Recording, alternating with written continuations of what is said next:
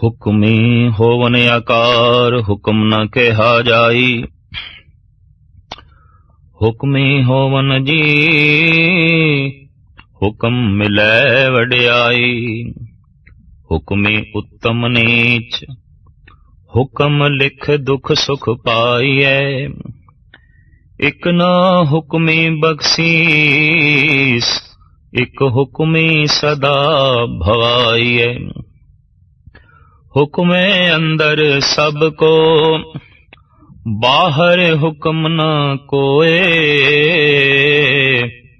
नानक हुक्मे जे बुझै ताहो मैं कहे न कोए। मनुख ते परमात्मा दे विचकार जो पाल है, जो दीवार है, वो झूठ दी है, वो कूड़ दी है। उस कूड़ दी दीवार नूं किवें तोड़ीए, क्यों सचियारा होईए, क्यों कूड़ै टुटै पाल। मनुख दी मंजिल सच है, मनुख दी चाहत सच है, मनुख दे प्राणां दी प्यास सच है, मनुख दा भविष्य सच है। और अगर भविष्य सच ही है, प्राणां दी चाहत भी सच है, तां बाधा की है, फिर रोक की है। रोक है कूड़, रोक है झूठ। चाहत सच दी है तो फिर झूठ रोक किस तरह हो गई, कूड़ बाधा किस तरह बन गया। दरअसल चाहत सच दी जरूर है, पर कशिश झूठ दी भी है। प्राणां दे च प्यास सच दी जरूर है, पर असर कूड़ दा भी है। इसे नूं कहंदे ने कि मनुख दुबदा दे च जीवदा है, सच दी चाहत दे च जीवदा है, कूड़ दी कशिश दे च जीवदा है। सच दी प्यास दे च जीवदा है, झूठ दे असर दे च जीवदा है। जीवन दो पासे हर वक्त रागब होंदा है। इंज समझो एक पैर अगे रखिया, एक कदम पिछे रखिया, मनुख उत्थे दा उत्थे ही रहा। प्राणां विच सच दी प्यास ने अगे जाण ते मजबूर कीता, कूड़ दे असर ने फिर पिछे खिंचिया। सच दी तड़प अगे लै गई, कूड़ दी कशिश पिछे लै गई। निरंकार दा रस अगे लै गया, संसार दा रस पिछे लै गया। आत्मा दे रस ने अगे जाण ते मजबूर कीता, शरीर दे रस ने पिछे खिंच के सुट दिता। इस तरह मनुख दी जिंदगी दुबदा दे च बतीत होंदी है। दुबदा दा मतलब दो पासे दी धावना, दो पासे दी भटकना। तो मंजिल मनुख दी सच है, पहुंचना मनुख ने सच तक है, बाधा कूड़ है। इस कूड़ दी पाल नूं, इस कूड़ दी कंध नूं किवें तोड़ीए। क्यों सचियारा होईए, क्यों कूड़े टुटे पाल। समुची मनुखी जिंदगी दा ये अहम प्रश्न है, सब तो पहला प्रश्न है, जिसनूं साहिब श्री गुरु नानक देव जी महाराज अपनी बाणी द्वारा खड़ा करते हैं। समुची मनुखता दा जद ये सवाल है, तो जवाब भी कोई अजीम चिंतक ही दे सकता है। इसदा जवाब भी कोई ओ दे सकता है जो झूठ दे असर तो बच के सच तक पहुंचे होवे। इहदा सही मैनिਆਂ दे जवाब भी ओ दे सकता है जो शरीर दे तल तो उच्चा उठ के जमीर दे तल ते पहुंचे होवे। तो सवाल ते बहुत वड्डा है, किवें सचियार होईए। क्योंकि परमात्मा जे सच है तो सच विच सचियार ही लीन हो सकता है, कुड़ियार लीन नहीं हो सकता। क्यों कि एक रब्बी नियम है, सजाती मेल हो सकता है, विजाती मेल नहीं होंदा। रोशनी विच रोशनी समा सकती है, पर रोशनी ते अंधकार दा कोई मेल नहीं है। सुगंधी विच होर सुगंधी मिलाई जा सकती है, पर सुगंध ते दुर्गंध दा कोई मेल नहीं है। दुध विच होर दुध मिलाया जा सकता है, पर दुध ते शराब दा कोई मेल नहीं, क्योंकि दोवें विजाती ने। शराब ते दुध दोवें विजाती ने। तो सच ते कूड़ दोवें विजाती ने। सच विच सचियार ही लीन हो सकता है, कुड़ियार नहीं। सिर्फ मनुख ने सचियार होना है, ते सचियार होंदियां ही प्रतीत हो जाता है कि मैं सच तक पहुंच गया, मैं मंजिल नूं छू लिया, सच दा मिलन हो गया। सच दा मिलन परम विश्राम दा मिलन, सच दा मिलन परम आनंद दा मिलन, सच दा मिलन जीवन दे मूल दा मिलन, सच दा मिलन खुशियां दा मिलन, सच दा मिलन जिस विच जन्म नहीं, जिस विच मरण नहीं, और सच दा मिलन प्रकाश दा मिलन है। सच दा मिलन खेड़ियां दा मिलन है। कूड़ दुख है, कूड़ कलेश है, कूड़ विपता है, कूड़ केवल कल्पना मात्र है, कूड़ स्वप्न है, सच हकीकत है, सच वास्तविक है, कूड़ ते केवल स्वप्न है। लेकिन सुपने दी अपनी महानता है, सुपना भी मनुख दे ते अपना असर छोड़ता है। इस वास्ते कोई वास्तविक जीवन बतीत करता है, कोई स्वप्न जीवन बतीत करता है, कोई हकीकत दे च जीवंदा है, कोई सुपनियां दी दुनिया च, ख्वाब दी दुनिया च जीवंदा है। ख्वाब चाहे है, उसकी अपनी हस्ती है, फिर भी कूड़ है, फिर भी झूठ है। तो ख्वाबां दे च जीण वाला झूठा ही है। ख्वाबां दे च जीण वाला मिथ्या जिंदगी बतीत करता है। तो सचियार होना है, ताही सच दा मिलन नसीब हो सकता है। तो सतगुरु फरमान करते ने, क्यों सचियारा होइए, किवें सचियार बणीए, क्यों कूड़े टुटे पाल, झूठ दी पाल किवें टुटे। उत्तर, हुक्म रजाई चलना, नानक लिखिया नाथ। हुक्म दी रजा विच चलना, हुक्म दी प्रसन्नता विच चलना, हुक्म नूं मन के चलना। किहड़े हुक्म नूं मन के चलना, किस हुक्म दी रजा विच चलना, जो नाल लिखिया होया है। नियम प्रभु दा मनुख दे नाल लिखिया होया है। ज्यादा बोलेगा मन खिंड जाएगा, ज्यादा खावेगा रोगी हो जाएगा, ज्यादा सोचेगा दिमाग ते बोझ पै जाएगा, ज्यादा फिक्रमंद और चिंतावां दे जीवेगा तवाजन खो बैठेगा। ये ते असीं रोज वेखदे हां। दुख की है नियम दी उलंघना, हुक्म दी उलंघना। सुख की है हुक्म दी पालना करना, नियम दी पालना करना।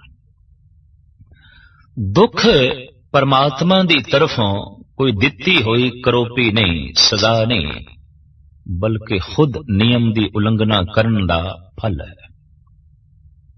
इस वास्ते परमात्मा ते दयालु है, कोई जालिम ही सजा दे सकता है, कोई कठोर ही सजा दे सकता है।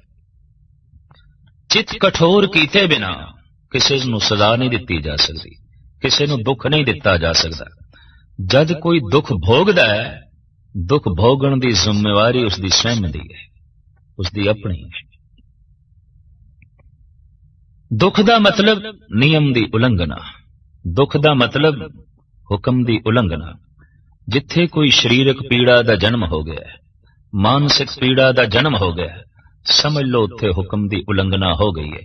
और मनुख हुक्म दी उलंघना कर सकता है, इस तरह की खुल परिपूर्ण परमात्मा ने दे रखी है। अगर इतनी खुल भी नहीं दिती ते सिर्फ मजबूरी हुक्म मनना ही है ते हुक्म नूं मन के ही जीवना है, तो फिर उपदेश संदेश देने की भी कोई लोड़ नहीं कि ऐ बंदे तू प्रभु का हुक्म मन, उसदे हुक्म दे जी, उहदी रजा दे जी। अगर रजा तो उल्ट मनुख जी ही नहीं सकता तो रजा दे चलन का उपदेश बेमैनी है। हुक्म नूं मनुख रद्द ही नहीं कर सकता तो हुक्म दे चलन का उपदेश की मैंने रखता है। और यही मनुख की महानता है कि हुक्म की पालना भी कर सकता है, हुक्म की उलंघना भी कर सकता है, रजा दे च भी राजी रह सकता है, रजा तो उल्ट भी चल सकता है।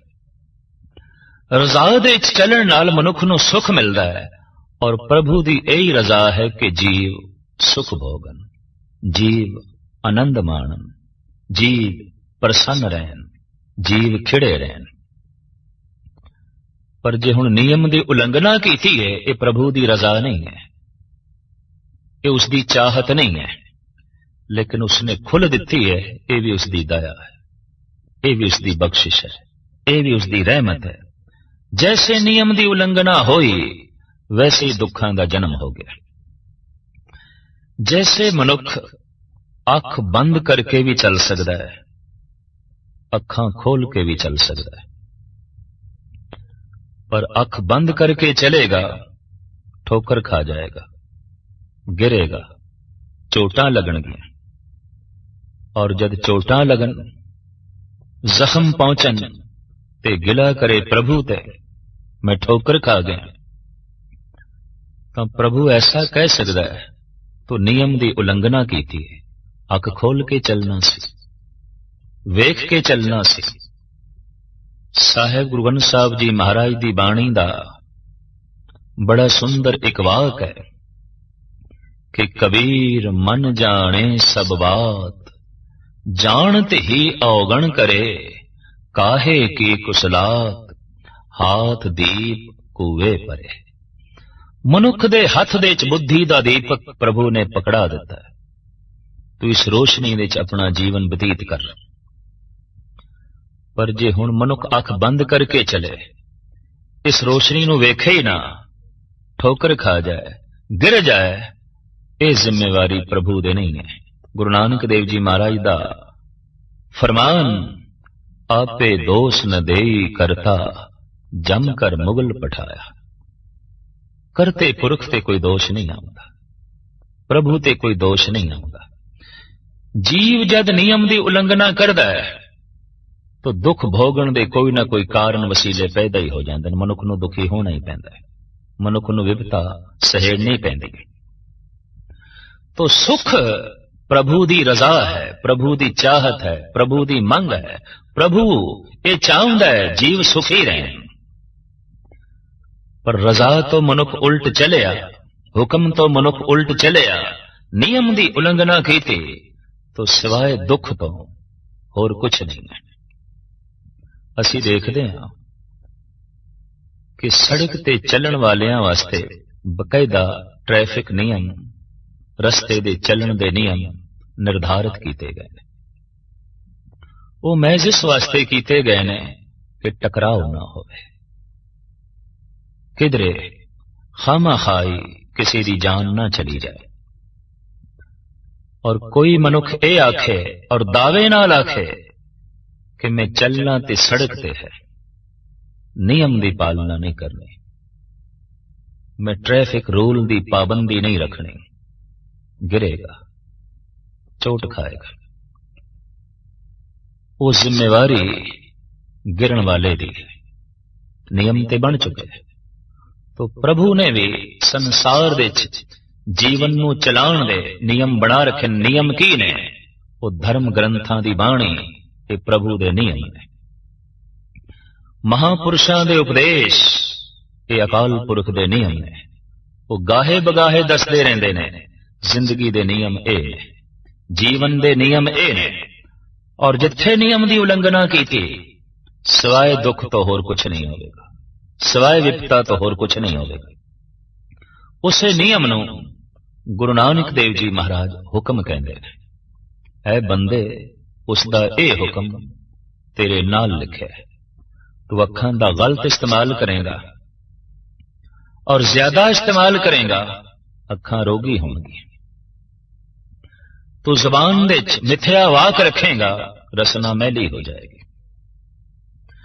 तू किसी वास्ते मुश्किलां पैदा करेगा, स्वयं मुश्किलां दे जिंदगी व्यतीत करनी पैगी। ये प्रभु ने इस ढंग का नियम बना रखा है, जैसे धरती नूं एक बीज देईए,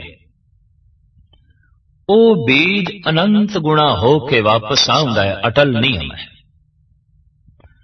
बीज चाहे चंगा बोईए ते चाहे माड़ा बोईए, चाहे किसी जहरीले बूटे का बीज बोईए ते चाहे किसी अमृत फल देने वाले फलदार दरख्त का बीज बोईए, एक बीज अनंत बीज होके प्रफुल्लित होंदा है। बोया होया एक दाना अनंत दाने होके वापस आउंदा है। हू बहू कर्म चाहे शुभ करिए चाहे अशुभ करिए, ये अनंत गुणा होके वापस आउंदा है। किसी नूं सुख दिता है, अनंत गुणा सुख वापस आउंदा है। किसी नूं हसाया है, हासियां नाल झोली भर जाती है।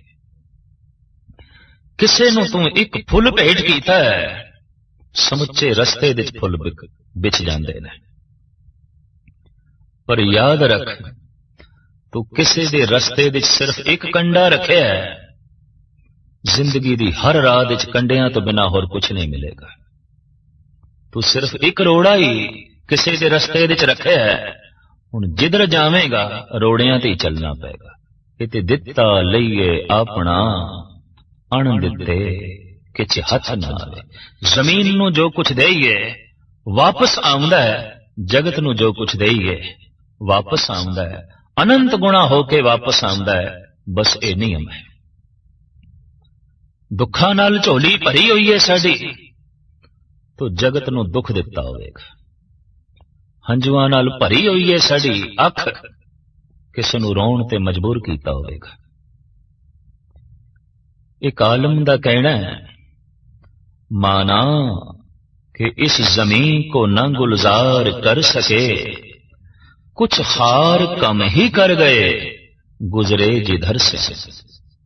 जिथों लंघे ये ठीक है कि समुची धरती नूं गुलिस्तान नहीं बना सके, पर जिथों लंघे कंडे जरूर हूंजे ने, पत्थरां नूं जरूर चुने, ताकि लोकी आसानी नाल रस्तियां नूं अबूर कर सकन। तो जो किसी दा रस्ता आसान करदा है, उस मनुख दे अपने रस्ते आसान हो जाते हैं। और जो किसी दा रस्ता मुश्किल करदा है, चारों पासे सिवाय मुश्किलां दे उसकी जिंदगी विच होर कुछ नहीं होंदा। साहिब कहंदे ने यही हुक्म तेरे नाल लिखिया है, हुक्म रजाई चलना नानक लिखिया नाल। ये हुक्म तेरे नाल लिखिया है। इसनूं तू मन भी सकदा है, इसनूं तू ठुकरा भी सकदा है। नियम दी तू पालना भी कर सकदा है, नियम दी तू उलंघना भी कर सकदा है। और एक गल स्पष्ट है, अगर नियम दी उलंघना मनुख कर ही नहीं सकता, तो नियम दी पालना करना उसकी मजबूरी हो गए, तो नियम पालन करने का उपदेश देना व्यर्थ हो गया, फिजूल हो गया। इस्लामी साहित्य के अंदर एक बड़ी सुंदर गाथा है। हजरत अली पैगंबरी पुरुष मोहम्मद साहब नूं पुछदे ने दस्त बस्ता, हजरत कुछ मैं भी कर सकदा या सब कुछ खुदा करदा है, अल्लाह करदा है? मोहम्मद साहब बड़े दूरदृष्ट और अक्सर पैगंबरी पुरुष बड़े बारीक बीन होंदे ने। उन्होंने कहा, अली जी मैं शब्द प्रमाण दे राही बोल के तेनू समझाने की कोशिश की थी, नहीं समझ सकेगा। मेरे बोल तेरी बुद्ध की पकड़ दे नहीं आएंगे। इस वास्ते मैं किसी वक्त तेनू प्रत्यक्ष प्रमाण दे राही समझावांगा। हजरत अली हाथ जोड़ के कहने लगा, ਵੀ ਪਿਆਸ ਮੈਨੂੰ ਹੁਣ ਹੈ, ਪਾਣੀ ਵੀ ਹੁਣ ਪਿਲਾਓ। ਪ੍ਰਸ਼ਨ ਮੇਰੇ ਪ੍ਰਾਣਾਂ ਚ ਹੁਣ ਨਿਕਲਿਆ, ਕੁਛ ਮੈਂ ਵੀ ਕਰ ਸਕਦਾ ਜਾਂ ਸਭ ਕੁਝ ਖੁਦਾ ਕਰਦਾ ਹੈ। ਪਤਾ ਨਹੀਂ ਇਹ ਪਿਆਸ ਫਿਰ ਰਵੇ ਜਾਂ ਨਾ ਰਹੇ। ਇਸ ਵਾਸਤੇ ਇਸ ਦੀ ਪੂਰਤੀ ਹੁਣ ਕਰੋ, ਹੁਣੇ ਹੀ ਮੈਨੂੰ ਸਮਝਾਓ। ਤਾਂ ਮੁਹੰਮਦ ਸਾਹਿਬ ਕਹਿਣ ਲਗੇ, ਅਲੀ ਤੂੰ ਆਪਣਾ ਇੱਕ ਪੈਰ ਜ਼ਮੀਨ ਤੋਂ ਉਠਾ ਲੈ, ਚੁੱਕ ਲੈ। ਇੱਕਦਮ ਸੱਜਾ ਪੈਰ ਹਜ਼ਰਤ ਅਲੀ ਨੇ ਜ਼ਮੀਨ ਤੋਂ ਚੁੱਕ ਲਿਆ। ਮੁਹੰਮਦ ਸਾਹਿਬ ਕਹਿਣ ਲਗੇ, ਹੁਣ ਦੂਸਰਾ ਵੀ ਉਠਾ, ਦੂਸਰਾ ਪੈਰ ਵੀ ਜ਼ਮੀਨ ਤੋਂ ਚੁੱਕ। ਮਜਬੂਰ ਹੋ ਕੇ ਅਲੀ ਕਹਿਣ ਲਗੇ, ਤੇ ਨਹੀਂ ਹੋ ਸਕਦਾ, ਮੈਂ ਸਿਰਫ ਇੱਕ ਪੈਰ ਹੀ ਜ਼ਮੀਨ ਤੋਂ ਚੁੱਕ ਸਕਦਾ, ਦੂਸਰਾ ਨਹੀਂ। ਮੁਹੰਮਦ ਸਾਹਿਬ ਕਹਿਣ ਲਗੇ, ਜੇ ਤੂੰ ਦੂਸਰਾ ਪੈਰ ਚੁੱਕਣਾ ਹੋਵੇ ਫਿਰ ਤੈਨੂੰ ਕੀ ਕਰਨਾ ਪਏਗਾ? तो हजरत अली कहने लगे, फिर जिहड़ा चुकिया होया मैं सज्जा पैर है उन्होंने रखना पेगा जमीन ते, ताई मैं खब्बा पैर दूसरा पैर चुक सकांगा। अली ये तेरे सवाल दा जवाब है, ये तेरे प्रश्न दा उत्तर है। दस्त बस्ता अली कहने लगे, मैं नहीं समझिया। तो मोहम्मद साहब कहने लगे, तू एक पैर चुकण दी सुतंत्रता रखदा है, जमीन तो चुक सकदा, खुल है, और तू सज्जा पैर चुकिया, पर तू चाहता ते खब्बा पैर भी चुक सकदा सी। जरूरी नहीं कि सज्जा पैर जमीन तो चुकना सी, खब्बा भी चुक सकदा सी। पर जे एक दफा सज्जा पैर जमीन तो चुक लिया तो उसे वक्त खब्बा पैर चुकना औखा हो जाता है, औखा हो जाता है। ऐ मनुख तू शुभ कर्म भी कर सकता है, अशुभ कर्म भी कर सकता है। अली पर जे एक दफा अशुभ कर्म दी चोण कर लई फिर शुभ कर्म करना औखा हो जाएगा, और ये उदों ही हो सकता है जद अशुभ कर्म दा पैर तू रख देंगे तां ही शुभ कर्म कर सकेंगा, वरना नहीं।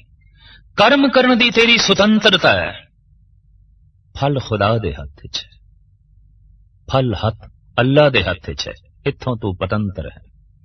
तू ये आखें बीज ते मैं बो दिता है, फल मैं नहीं खाना, फल तेनू खाना ही पेगा, फल अपनी झोली दे तेनू रखना ही पेगा।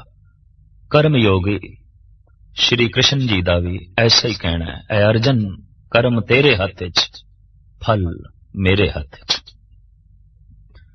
हिंदुस्तान दे तमाम रहबरी पुरुषां दा यही कुछ कहना, ते कर्म करन दी पूरी है मनुख तेरी स्वतंत्रता है। गुरु नानक दी शिक्षा दीक्षा भी यही है। उदम करेंदियां जीव तू, कमावदियां सुख भुंच, ध्यावदियां तू प्रभु मिल, नानक उतरी चिंत उदम कर। इदा मतलब है उदम करने की समर्था मनुख दे कोल है, पर आलस होने का ढंग यह भी मनुख दे कोल है। मनुख आलसी भी रह सकता है, मनुख उदम भी कर सकता है, मनुख शुभ कर्म भी कर सकता है, मनुख अशुभ कर्म भी कर सकता है। मनुख अखां खोल के भी चल सकता है, मनुख अखां बंद करके भी चल सकता है। तो दुख की है नियम की उलंघना, नियम की सूझ नहीं, नियम की समझ नहीं, प्रभु की देन की समझ नहीं। और जब नियम की समझ ना आवे ते मनुख नियम की उलंघना करे, दुख झोली विच पै जांदा है। जद भी मनुख कोई दुखी है उन्होंने इतना ही समझ लेना चाहिए, किधरे मेरे कोल हुक्म की उलंघना हो गई है, किधरे मेरे कोल नियम की उलंघना हो गई है। जिस तरह किसी देश का राज प्रबंध चलता है ते राजसी कानून नियम बना दिते जाते हैं, पर मनुख उस नियम की उलंघना भी करता है, फिर राज दंड मिलता उसनूं, कानून उसनूं सजा देंदी है, कानून की दृष्टि विच वो मुजरम होंदा है। इस तरह प्रभु ने नियम बना रखे ने, जिथे मनुख नियम की उलंघना करता है तत छिन उसे वक्त दुख उसकी झोली च पै जांदा है। प्रभु अपनी तरफों बिल्कुल निर्लेप है, तटस्थ है, एक पासे बैठा वेखे वख टिकेगा। तो साहब कहते हुक्म रजाई चलना, नानक लिखिया नाल। उस हुक्मी दी रजा दे चलना। केड़े हुक्म दी रजा दे चलना? जो हुक्म नाल लिखिया होया है। बस रजा दे चलदियां ही झूठ दी कंध ढह जाती है, झूठ दी पाल टुट जाती है, मनुख सचियार हो जाता है, सच दी लीनता हो जाती है। वो हुक्मी जद इतना वड्डा है तो उसदे हुक्म दे की कुछ हो रहा है। कुदरती गल है, जद हुक्मी वड्डा है तो उसका हुक्म भी बहुत वड्डा होगा। जद वो आप वड्डा है तो उसकी मर्यादा भी बहुत वड्डी होगी। उसके हुक्म दे की कुछ हो रहा है। जगत गुरु बाबा फरमान करते ने, हुक्मी होवन आकार, हुक्म न कहा जाए। उसदे बनाए हुए नियम दे मुताबिक ही आकार बनते हैं। आकार खंडा ब्रह्मंडा दे, ग्रह नक्षत्रां दे, आकार पहाड़ां दे, दरियावां झीलां ते सागरां दे, आकार पशु पंखियां दे, कीड़े मकोड़ियां दे, बनस्पति दे और मनुष्य दे, सब कुछ हुक्म दे है। भावें अजोके समय दे विज्ञान अपनी चरम सीमा ते पहुंचे है, लेकिन विज्ञान नूं अजे खून बनाण दी जांच नहीं आई। भोजन तो खून किवें बनदा है, रोटी तो खून किवें बनदा है, इसकी सूझ समझ अजे तक विज्ञान नूं नहीं आ सकी। इस वास्ते बंदियां दा खून कढ़ के बोतलां दे भर के हस्पतालां दे रखना पैंदा। गल ते बिल्कुल मामूली। जीवन विज्ञान बना सके, आत्मा विज्ञान बना सके, इसका ते ख्वाब भी नहीं लेना चाहिए। विज्ञान ते खून भी नहीं बना सकता। भोजन तो खून किवें बनता है, ये साइंस की समझ तो परे है, ये विज्ञान की समझ तो परे है। और गल बिल्कुल मामूली। हालांकि शरीर दे जो भोजन जांदा है वही भोजन खून बनता है। जो अन्न पानी असी खांदे हां यही खून बनता है। सारा अन्न पानी विज्ञानक दे अगों रख दो, आखो किसे आले नाल इसनूं खून बना दो, अजे विज्ञान की पकड़ तो ये गल परे है। तो मनना पेगा सब कुछ उसदे हुक्म दे। उसदे हुक्म दे की कुछ हो रहा है। साहिब गुरु नानक देव जी महाराज इस दूसरी पौड़ी दे विस्तार सैर जिक्र करते ने, हुक्मी होवन आकार, हुक्म न कहा जाए। जितने शरीर ने, जितने वजूद ने, जितने आकार ने, सब मर्यादा दिच बने ने, सब हुक्मी दे हुक्म दिच बने ने। और किसी थां भी भुल नहीं, किसी थां भी कमी नहीं। हर वस्तु अपने आप दिच पूर्ण है। चाहे पहाड़ ने, नदी नाले ने, सागर ने, ग्रह नक्षत्र ने, कीड़े मकोड़े ने, पशु पंखी ने, हर वजूद अपनी थां ते अपने विच संपूर्ण है, मुकम्मल है। सो जितने आकार ने प्रभु दे बनाए हुए हुक्म द्वारा ही बने ने। साहिब कहते हुक्म ना कहा जाए। हुक्म इतना वड्डा है कि निक्की जबान नाल कहा नहीं जा सकता। उस प्रभु दी बनाई मर्यादा इतनी लंबी है, इतनी महान है कि छोटी जी जबान नाल कथन करनी बहुत औखी, बहुत औखी। मूल गल इस पौड़ी दे यह है कि सब कुछ हो रहा है, कीता नहीं जा रहा। एक मनुख रेल दे सफर कर रहा है, उन्हें बक्सा ते बिस्तरा भी अपने सिर दे उत्ते रखिया होया। नाल बैठे साथी पुछदे ने, ऐसा क्यों? सिर दे उत्ते तू बोझ क्यों चुकिया है? कहंदा है, मैं चाहना रेल दे उत्ते वजन ना होवे। पर इनू कौन दसे, जिस रेल ते तू बैठा है उस समान दा बोझ भी उसे रेल दे उत्ते है। मनुख भुलेखे करके कह देंदा है, मैं कर रहा करता भाव अपने विचों पैदा कर लेंदा है, वरना सब कुछ हो रहा है कीता नहीं जा रहा। जो सब कुछ हो रहा है इनू समझ लेना ही धर्म है, इनू समझ लेना ही भगती है, इसनू समझ लेना ही रूहानियत है। जो कुछ हो रहा है इसनू न समझना ते अपने करते भाव नू पैदा करना, बस यही अधर्म है, यही भुल है, यही गलती है। साहिब कहते हुक्म ही इतना वड्डा है कि उसका हुक्म आख्या नहीं जा सकता। हुक्म न कहा जाए फिर भी सतगुरु चलो रसना छोटी सही, गल छोटी सही, तो चलो प्रभु दी छोटी गल का जिक्र होवे, पूरी नहीं, तां फिर भी कुछ उस हुक्म बारे विचार तो सतगुरु दसदे ने। हुक्मी होवन जी हुक्म मिले वड़ियाई, जितने जीव ने प्रभु दे बनाए हुए हुक्म दे च ही बने ने, ओदी बनाई हुई मर्यादा दे विच ही बने ने। पंछियां दे पंख ते पंखां ते रंग बड़े बातरतीब ने।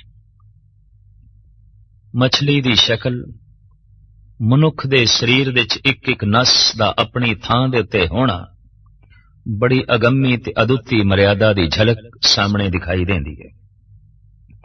साहिब कहते जितने जीव ने इन्हां जीवां दे च छोटे ते वड्डे, उत्तम ते नीच उस दे हुक्म दे मुताबिक ने।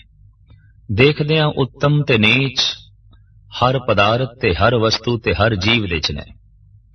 पत्थरां दे चों संगे मरमर सब तो उत्तम है। वैसे हीरा भी एक पत्थर है।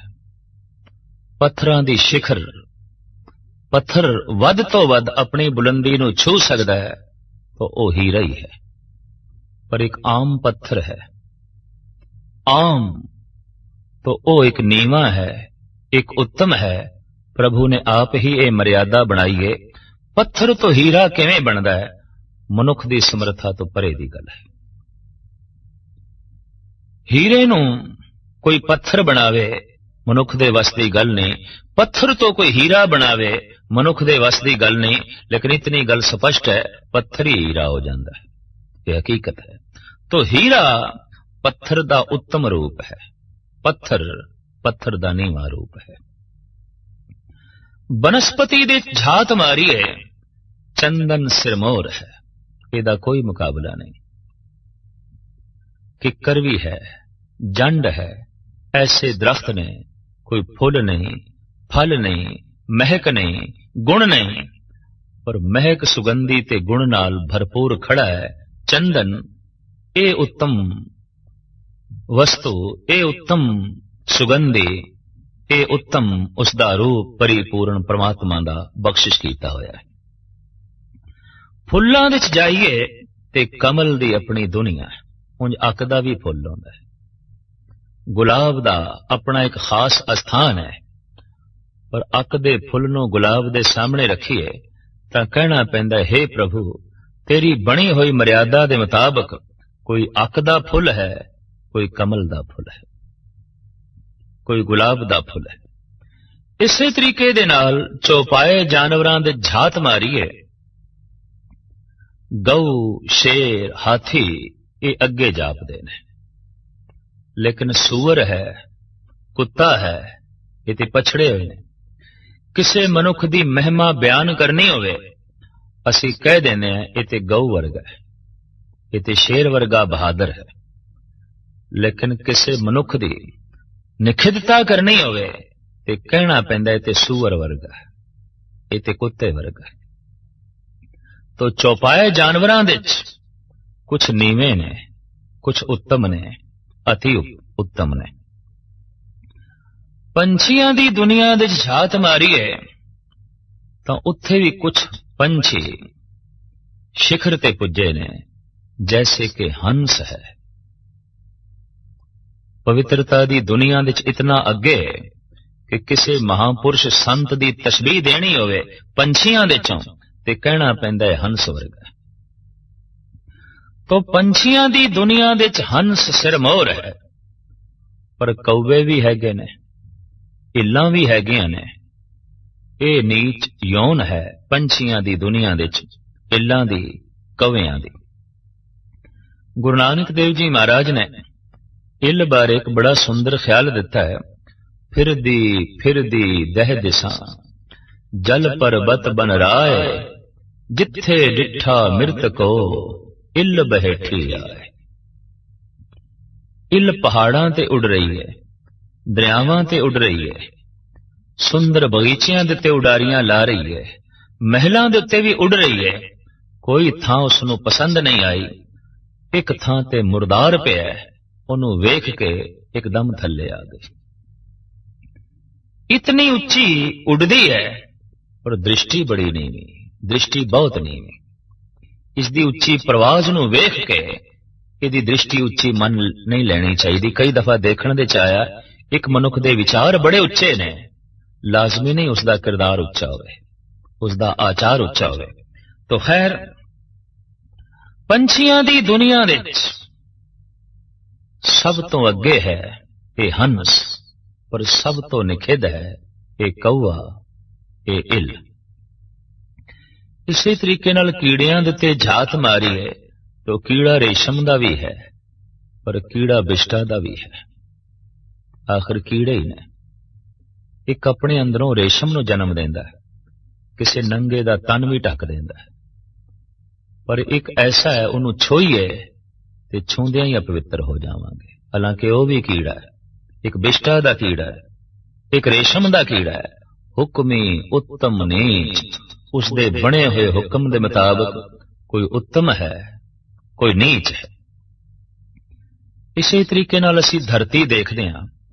ਕਿਸੇ ਕਿਸੇ ਥਾਂ ਦੀ ਧਰਤੀ ਬੜੀ ਉੱਤਮ ਹੈ, ਉਪਜਾਊ ਹੈ, ਪਰ ਕੋਈ ਧਰਤੀ ਅਨੰਤ ਕਾਲ ਤੋਂ ਬੰਜਰ ਪਈ ਹੈ, ਘਾਸ ਦਾ ਦਾਣਾ ਵੀ ਨਹੀਂ ਪੈਦਾ ਹੁੰਦਾ, ਤਿਨਕਾ ਵੀ ਨਹੀਂ ਜਨਮਦਾ, ਉਜੜੀ ਪਈ ਹੈ, ਮਰੂ ਥਲ ਹੈ। ਪਰ ਕਿਧਰੇ ਸਬਜ਼ਾਜ਼ਾਰ ਹੈ तो धरती किधरे उत्तम है, किधरे नीवी है। ते हुण आ जाइए मनुख दी दुनिया दे विच, मनुखां दे चों भी कुछ मनुख अति उत्तम ने, अति उत्तम ने, कुछ नीच ने, कुछ बहुत नीवे ने। तो साहब कहंदे ने उसदी बनी हुई मर्यादा दे मुताबिक कोई उत्तम है, कोई नीवा है। किसी दा रंग काला है तो हुण लख कोशिश करे ये चिट्टा नहीं हो सकता। रंग भी प्रभु तो मिलता है, नक्शो निगार भी प्रभु तो मिलते ने। जो कुछ उस तो मिले है उन्होंने खिड़े मथे तस्लीम करने नाल ही सुख है, सकून है। तो साहब कहते हुक्म ही उत्तम नीच, हुक्म लिखे दुख सुख पाइए। लिखे हुए हुक्म दे मुताबिक ही कोई दुख भोगदा है, कोई सुख भोगदा है। कोई मर्यादा की उलंघना करके दुख भोग लेंदा है, कोई मर्यादा की पालना करके सुख भोग लेंदा है।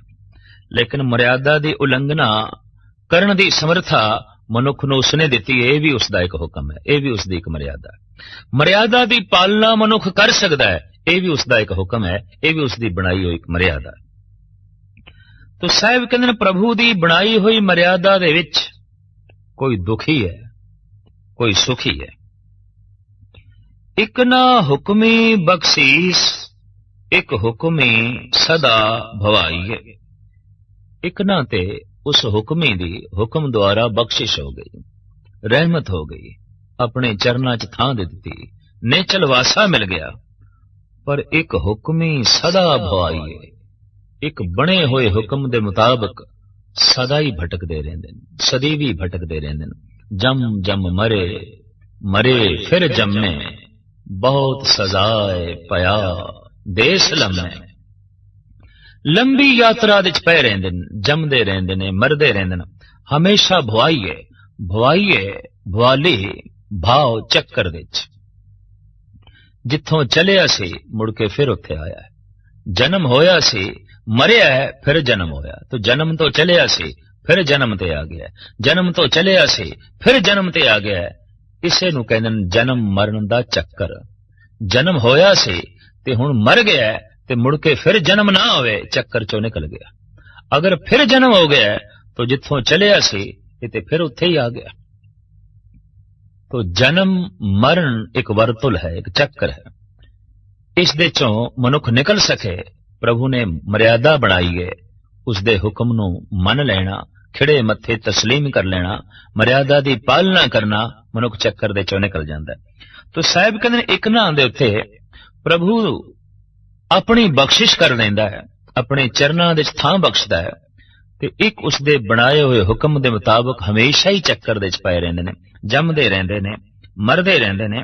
एक हुक्म सदा भवाई है, हुक्मे अंदर सबको, बाहर हुक्म ना कोय।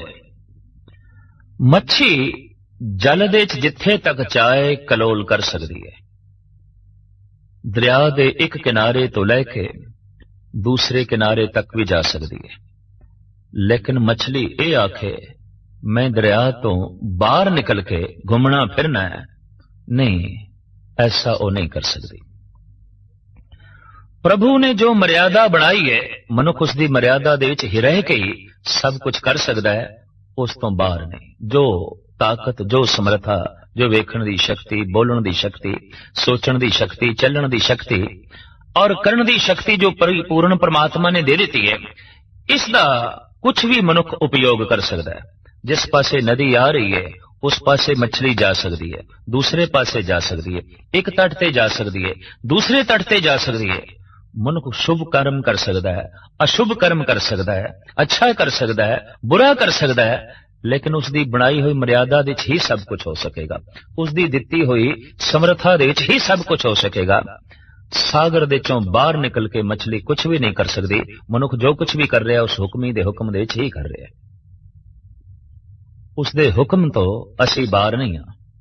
आकाश ने सारियां नूं अपने विच घेरिया होया है, असी सारे आकाश दे च हां, असी सारे परमात्मा दे च हां। हाँ, मछली नूं भुलेखा हो जाता है, कई दफा मच्छी मच्छी तो जरूर पूछती है सागर किथे है। बड़ा नां सुनिया सागर दा, बड़ी महिमा सुनी है सागर दी, लोकी उसनूं रत्नाकर कहंदे ने, रत्ना दी खान कहंदे ने, सागर है किथे।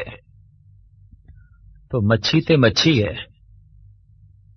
मनुख भी पूछदा है परमात्मा है किथे, ईश्वर है किथे, परमात्मा किथे है। ये प्रश्न ऐसा है जैसे कोई मछली आखे सागर है किथे, समुंदर है किथे।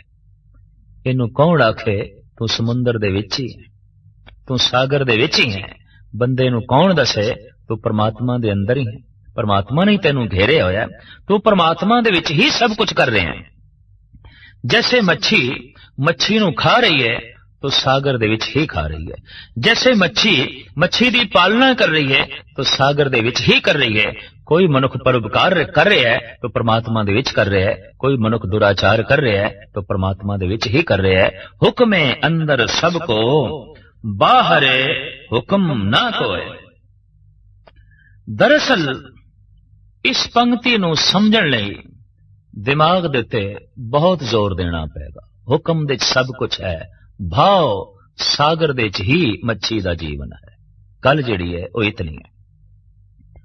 और सागर दे मच्छी सब कुछ कर रही है, गंद भी सुट रही है, बच्चियां दी पालना भी कर रही है, छोटे छोटे बच्चियां नू खा भी रही है, अनर्थ भी कर रही है, अर्थ भी कर रही है। मनुख जो कुछ भी कर रहा है परमात्मा दे विच कर रहा है, ये समझ आउंदी है उसनू जिसनू परमात्मा दा बोध हो जाए। फिर इस तरह दा मनुख इस राज ते रहस नू समझ के परम आनंद दी दुनिया दे अठे पैर डुबिया रहिंदा है। तो सतगुरु कह रहे ने, हुक्मे अंदर सबको, बाहर हुक्म ना कोय। रेत दे जर्रे तो लेके सूरज तक, कीड़ी तो लेके हाथी तक, सब कुछ हुक्म दे च है, सब कुछ प्रभु दे च है, सब कुछ उसकी बनाई हुई मर्यादा दे विच है। हुण सतगुरु दा फरमान है, नानक हुक्मे जे बुझै तां हों मैं कहे ना कोय। सतगुरु कहंदे ने इस हुक्म दी जे किधरे बंदे नू समझ आ जाए तां मनुख दा करता भाव खो जाएगा। उन्हें ये नहीं आखेगा मैं भी करता, मैं भी हाँ, हाँ मैं कहे ना कोय। फिर किसी ने हंकार नहीं करना, मैं भी हाँ, ऐसा फिर किसी ने कुछ नहीं कहना। फिर ते हर एक ने कहना जो कुछ है सागर है, सागर साडा जीवन है, सागर तो ही साडा जन्म है, सागर दे विच ही सारा साडा मरण है, जो कुछ भी है सागर ही है, सागर ही है। पर जे इसका बोध ना होवे तां फिर मनुख आहंग भाव दे विच जींदा है। मैं जी रहा अपने परिवार दे विच, मैं शुभ कर्म कर रहा, मैं दान कर रहा, मैं पुण्य कर रहा, मैं शुभ कर रहा, मैं अशुभ कर रहा, मैं दे विच जीवना अधर्म है, तू दे विच जीवना धर्म है। जिदा मैं मिट गया वो धर्मी है, जिस दे अंदरों तू मिट गया वो अधर्मी है। जिहड़ा हर वक्त मैं दे बोध दे विच जीवदा है संसारी है, जिहड़ा तू दे बोध दे जीवदा है बस वही भगत है, वही धार्मिक है। तू है, तू है, तू है। गुरु गोबिंद सिंह जी महाराज की रचना तो जद वाक निकलिया तू ही, भाई मनी सिंह लिख रहे सन तो तू ही, तू ही, तू ही, यही बोली गए, यही बोली गए। जैसे गुरु नानक देव जी महाराज की रचना तो निकलिया सी तकड़ी तोलदे होया तेरा तेरा तेरा, ऐसे तेरे भाव दे च लीन होए मेरा भाव भी खो गया, मैं ही मिट गया। ते जब तेरा भाव भी रह जाए मेरा मिट जाए बस ये धर्म की शिखरता नू मनुख ने छो लिया। ते जिथे तेरा ही मिट जाए मेरा मेरा मेरा, जितना मेरा मेरा वधदा है उतना दुख वधदा है, जितना तेरा तेरा वधदा है उतनियां बरकतां वधदियां ने, उतना सुख वधदा है। सतगुरु दा फरमान भी है जब लग मेरी मेरी करे तब लग काज एक नहीं सरे, जब मेरी मेरी मिट जाए तब प्रभ काज सवारे आए। जिथे मैं मिट जांदा है उत्थे फिर तू दा जन्म होंदा है। भगत कबीर कहंदे ने तू तू करता तू भया, मुझ में रहा न हूं, जब आपा पर का मिट गया, जत देखा तत तू। किसी उर्दू दे शायर ने इस संबंध एक बड़ी सुंदर काल्पनिक गल अपने शेर विच कथन की है। बकरे दी बोली है मैं, बकरा मैं दे जींदा है। ते जितना संसार दे बकरा जबा कीता जांदा है शायद ही कोई होर जानवर कीता जांदा होवे, क्योंकि मैनू ते जबा करना ही पेगा। मैनू कुदरत नहीं प्रवान करती, मैनू नहीं कबूल करती। तो शायर कहंदा है फखर बकरे ने किया, बस मेरे सिवा कोई नहीं, मैं ही मैं हूं बस जहां में, दूसरा कोई नहीं।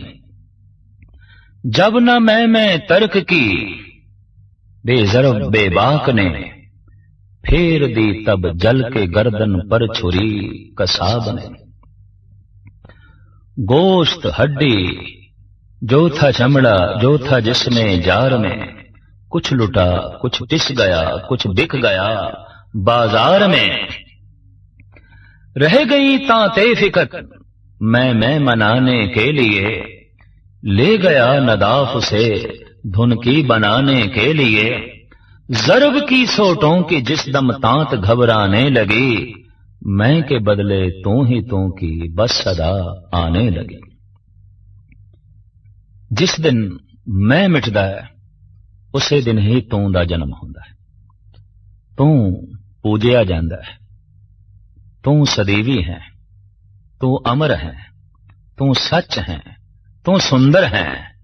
मैं ते काल दे च हां, मैं करूप हां, मैं ते दुख हां, मैं ते अज्ञान हां। मैं करन वाला अज्ञान दे च जींदा है, मैं करन वाला दुख दे च जींदा है, मैं करन वाला चिंता दे च जींदा है। तू करन वाला और तू हो जान वाला परम आनंद दा रूप बन जांदा है।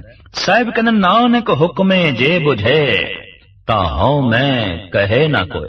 जिसनों हुक्म दी समझ पै जाए फिर उत्थे आहंग भाव मैं हां ये भाव मिट जांदा है। साडा जन्म हो गया है, सब कुछ हो रहा है, साडी चाहत नहीं सी, असी अपनी चाहत दे मुताबिक मां बाप नहीं चुने। हो गया है जन्म, अपनी चाहत दे मुताबिक अपना रंग रूप नहीं चुनिया, अपनी चाहत दे मुताबिक नक्शो निगार नहीं चुने, किसी ने दे दिते ने तो सब कुछ हो रहा है। जिसने दे दिता है, जो कुछ दे दिता है, इनू कबूल कर ले, इनू प्रवान कर ले। जिहड़ा आखे ए मां मैनू कबूल नहीं, ए प्यो मैनू कबूल नहीं, पर इनू कौन दसे मां ते बाप नू तू कबूल कर सके, तू प्रवान कर सके, तू चुन सके। इस तरह की चुनौती ते तैनू दिती ही नहीं गई, ये ते हक तैनू दिता ही नहीं गया। सब कुछ हो रहा है, उस परिपूर्ण परमात्मा तो हो रहा है। इस गल की समझ आउंदियां ही अहंग भाव मिट जाता है। भाई जिस तरह मैनू मां बाप मिले ने, जिस तरह मैनू तन मिले है, इसी तरह जगत दे सब कुछ हो रहा है, कीता नहीं जा रहा। समझ आउंदियां ही मनुख परम विश्राम दे चला जाता है। समझ आउंदियां ही जन्म ते मरण दे चक्कर दे चों निकल जाता है। जिस दिन ये पूर्ण तौर ते बोध हो जाए सब कुछ हो रहा है। असी मकान बनाना होवे, मकान तो पुछदे नहीं तू बनना भी चाहना है कि नहीं। असी मकान ढाना होवे ते मकान तो पुछदे नहीं तू ढहना भी चाहना है कि नहीं। रब साथों नहीं पुछदा तू जमना भी चाहना है कि नहीं। रब साथों नहीं पुछदा तू मरना भी चाहना है कि नहीं। ये ते जोर न जीवन, मरण न जोर, ये जन्म मरण हमरे वस नहीं। ये ते साडे वस दे च नहीं। संसार दे ये सब तो वड्डियां दो घटनावां ने, जन्म ते मरण। ते जद ए बंदे तेरे हथ च नहीं, अगर जन्म मनुख दे अपने हथ दे च आउंदा तो फिर इसने अपनी मर्जी दी चोण करनी सी। इन्हें फिर दुखी नहीं होना सी, ये मां मैनू नहीं चाहिदी सी, ये प्यो मैनू नहीं चाहिदा सी, ये भरा मैनू नहीं चाहिदे सन, ये घर मैनू नहीं चाहिदा सी, इस तरह दे नक्शो निगार मैनू नहीं चाहिदे सन। ते मौत किधरे मनुख दे अपने हथे च आउंदी ते शायद मनुख ने मरना ही नहीं सी। ये जन्म ते मरण मनुख दे हथ दे च नहीं। ते जद इतनी वड्डी घटना पुरख तेरे हथ दे च नहीं तां इत्थों ही कबूल कर ले मेरे हथ दे च है ही नहीं कुछ, सब कुछ तेरे हत्थां दे च है। इस गल दी समझ आउंदियां ही सतगुर कहंदे ने मनुख दा अहंग भाव मिट जांदा है। नानक हुक्मे जे बुझे तां हਉ मैं कहे ना कोय। तू सच है मैं झूठ हां, मैं दे मिटदियां झूठ मिट जांदा है, मैं दे मिटदियां मनुख सच दी मूर्ति हो जांदा है। क्यों सचियारा होइए क्यों कूड़े टुटे पाल। किवें सचियार बणीए ते किवें कूड़ दी कंध टुटे।